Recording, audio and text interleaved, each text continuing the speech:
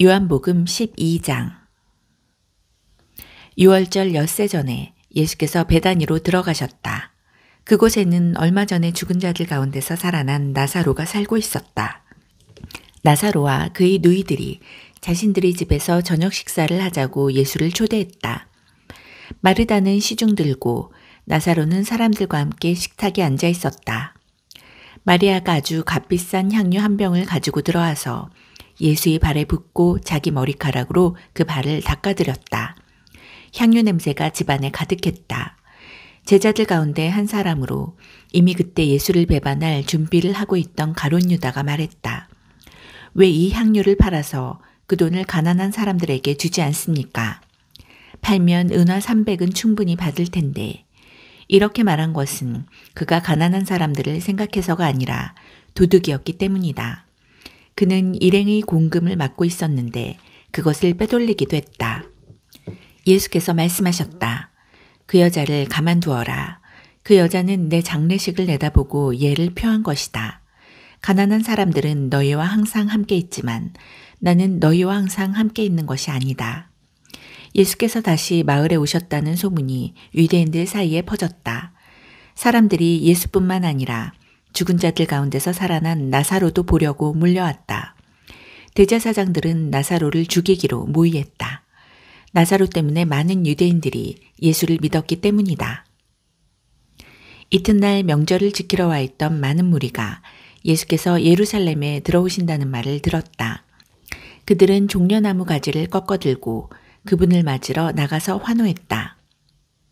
호산나, 복되다, 하나님의 이름으로 오시는 이여, 복되다, 이스라엘의 왕이여. 성경에 기록된 대로 예수께서 어린 나귀를 얻어 타셨다. 두려워하지 마라, 딸 시온아. 너희 왕이 오시는 모습을 보아라. 나귀 새끼를 타고 오신다. 제자들은 성경의 많은 구절이 성취된 것을 당시에는 알아채지 못했다. 그러나 예수께서 영화롭게 되신 뒤에 그들은 그분에 대해 기록된 것과 그분께 일어난 일이 일치한다는 것을 기억해냈다. 예수께서 나사로를 불러 죽은 자들 가운데서 일으키실 때에 그 자리에 있던 사람들이 자신들이 목격한 것을 이야기했다. 그들이 얼마 전에 있었던 하나님의 표적에 대해 소문을 퍼뜨렸기 때문에 환영하는 무리가 더 늘어났던 것이다.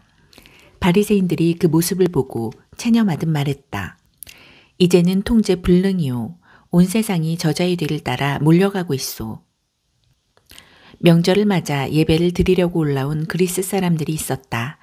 그들이 갈릴리 벳세다 출신인 빌립에게 다가가서 말했다. 선생님, 우리가 예수를 뵙고 싶습니다. 도와주시겠습니까? 빌립이 안드레에게 가서 말했다. 안드레와 빌립이 예수께 가서 말씀드리자 예수께서 대답하셨다. 때가 되었다. 인자가 영광을 받을 때가 왔다. 잘 들어라.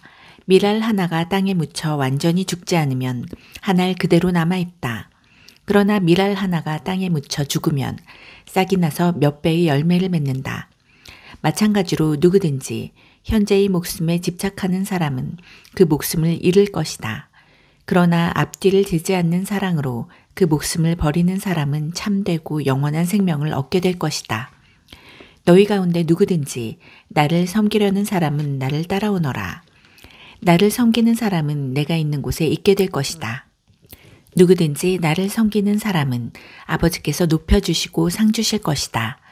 내 마음은 몹시 흔들리고 있다. 그러니 내가 무슨 말을 하겠느냐. 아버지, 나를 여기에서 벗어나게 해주십시오.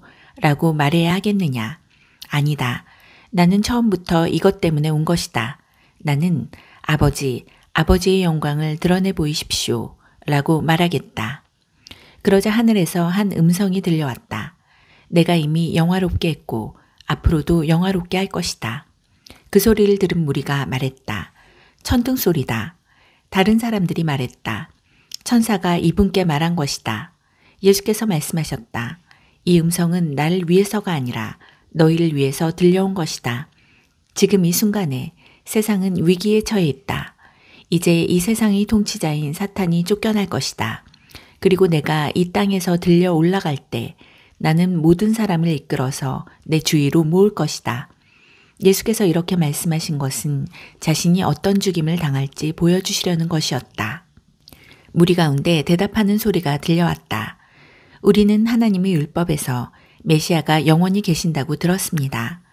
그런데 선생님은 인자가 들려야 한다고 하시니 어째서 그래야 합니까?